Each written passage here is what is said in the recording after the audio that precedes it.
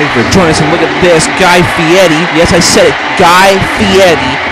That's no illusion, folks. That is not like a badly put together car right there. That is Guy Fieri from Food Network, the host of Diners and Drive-Ins and Dives, who is actually Vicious's mystery opponent here tonight. If you missed the last part, you're just joining us, you're surprised like the rest of us. And I can't believe just like that, Guy Fieri has to get a near fall on Big Vicious, the No Limits champion. I mean, for the last couple of months, me and Rockjock have been, informed of a guy who's been going to roll out onto the UWA roster, but we had no idea it was going to be Guy Fieri from, from Diners, Drive-Ins, and Dives. And when I wait, Guy Fieri, you're taking another replay. The Fieri finale, as I'm just being, told over the headset. That's the name of his maneuver. But what's this? It's the culinary catastrophe. My goodness. Guy Fieri gonna win the No Limits title right now. Out of nowhere. And wait a minute, Vicious, he shows up in the quick, is barely getting a one. I'll show you a replay of the culinary catastrophe. And look at this. This double arm DDT, and the punch of Vicious face first. And Vicious coming, doing the impossible. Look at this. Referee won, and he already kicks out. Look at that, my goodness. And Vicious is pissed. He already took 3 finishers from Guy Fieri. He's already coming back, and that Vicious footprint on a Guy Fieri. This could be for Guy Fieri, and put a valiant effort, but no one comes back.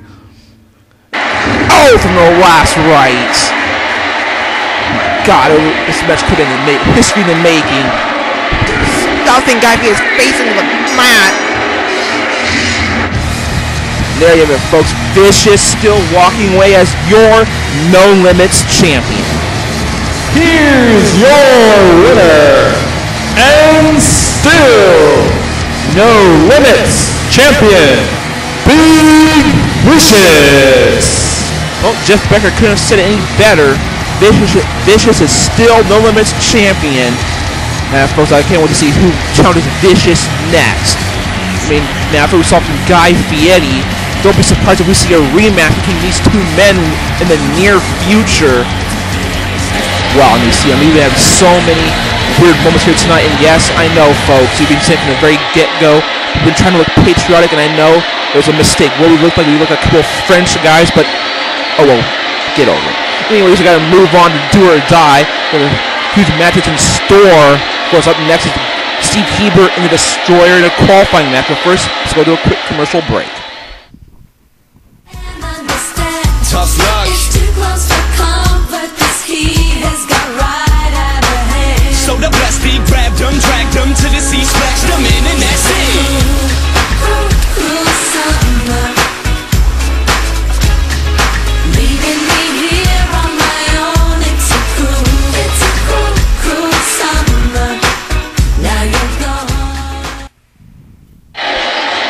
Wait, the Mythbusters, they're not on the card here tonight.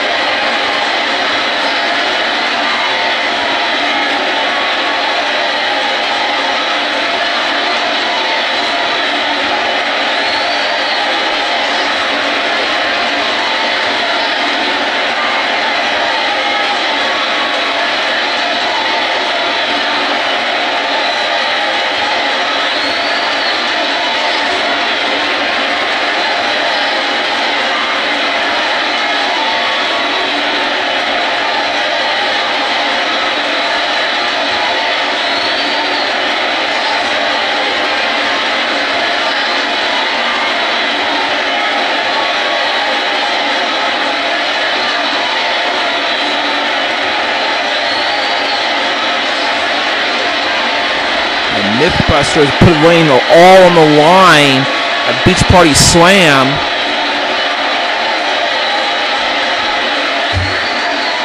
The Mythbusters challenging the UWA Tag Team Champions. We got to move on to a qualifying match where the winner qualifies for the Elimination Chamber. Of course, the defending Master Ring himself, the Destroyer, taking on his new rival Steve Haebert, of course, the best friend of the franchise player. You know, Steve Haebert actually sick of what the Destroyer did to franchise player at Pandemonium, and now he wants payback. And here comes Powerhouse Steve Haebert. Of course, this man, a former West Coast champion. Of course, one of the former members of the most notorious faction in UWA history, done by Philo himself. I'm talking about the NGD, the New Gangster Domination. Where Steve Haebert, UWA original. His career had so many ups and downs, and of course, the most controversial moment in UWA history took place last year at Square of Despair, when he thought the Convict accidentally killed Steve Haebert when he suplexed Steve Haebert off top of a ladder onto a table on the outside.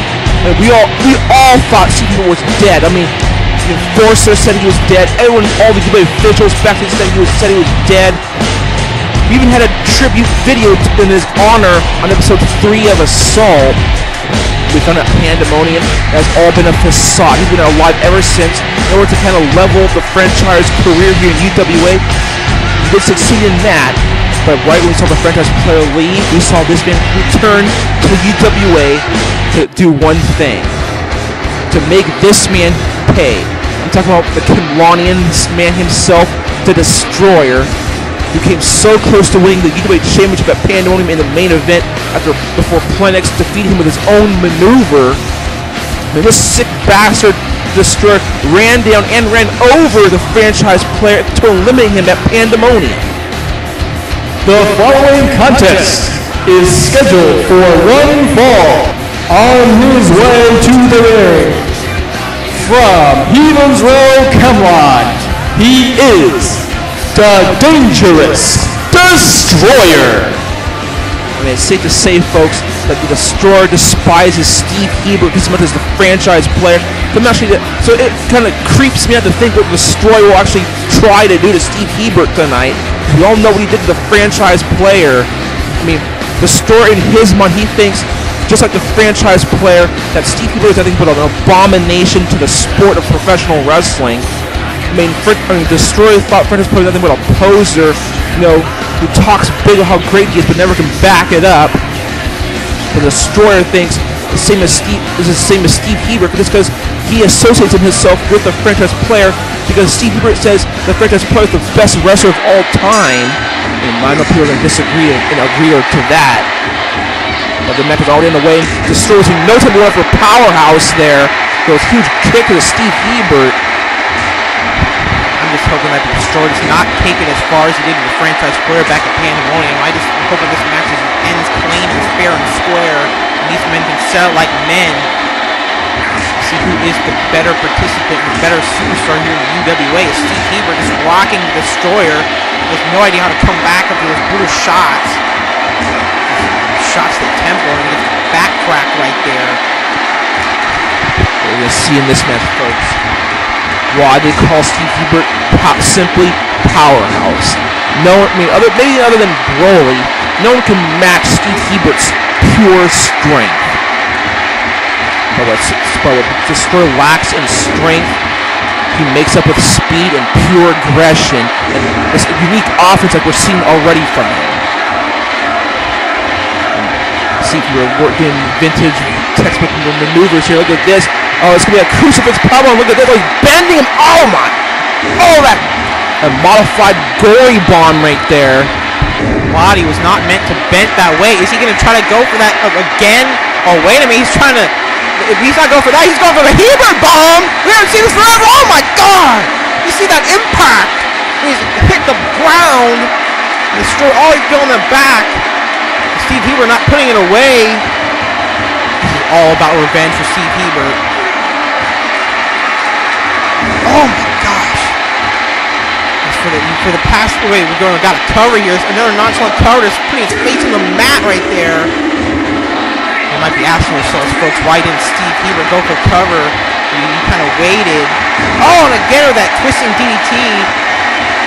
But as I was saying, for Steve Haebert, it's all about revenge. The franchise player for 1 year straight, trying to make Steve Haebert's name, try to correct his name, fulfill his legacy. But now the franchise player's out. Steve Haebert trying to do that for him as well. We all saw how right after the second after we thought Steve Haebert was dead, that the second that after he was gone, out of a picture, franchise player, look at this! Oh, that huge leg jump out on the outside by the Destroyer. That's what makes this man so damn dangerous. It's his first caution in the wind, doing any move conceivable to destroy his opponents. I mean, last year when Steve Haebert was assumed dead, the franchise player tried to make his name off it by saying he's going to fight for the honor of his fallen friend Steve Haebert, and which eventually led to him becoming UWA champion. But obviously the franchise player is long gone, but Steve Haebert's going to try to live in his own legacy here.